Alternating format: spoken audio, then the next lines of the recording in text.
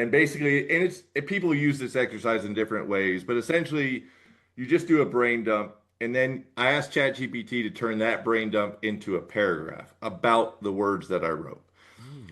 And it gave me this really nice paragraph. And there was some in it that had some sharp edges in it. And then you turn that paragraph into a sentence. And then you turn that sentence into a word. Ooh, what was the first word? Restless. And dude, it was like, Ooh. bam. Yeah, I'm telling you.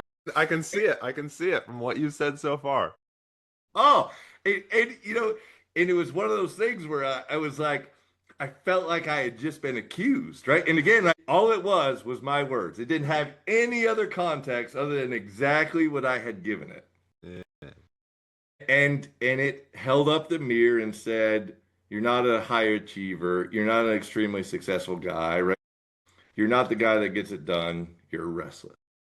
And I get goosebumps just talking about it now because that was a moment, right, where I looked and said, "That's incredibly true." That 5-year-old Scott back in the day, was he restless?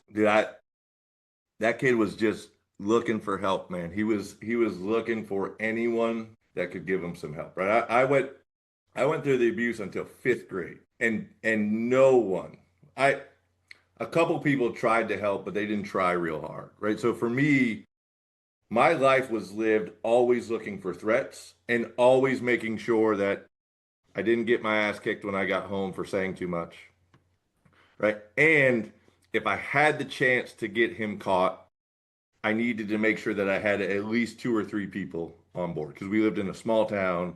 Everyone was afraid of him.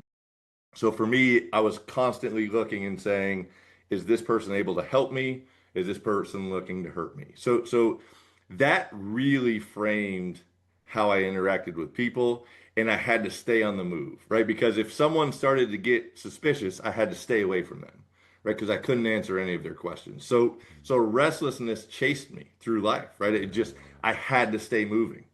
So no one could ask me any questions because I could not answer them. When I answered questions, I ended up getting my ass kicked when I got home. Yeah.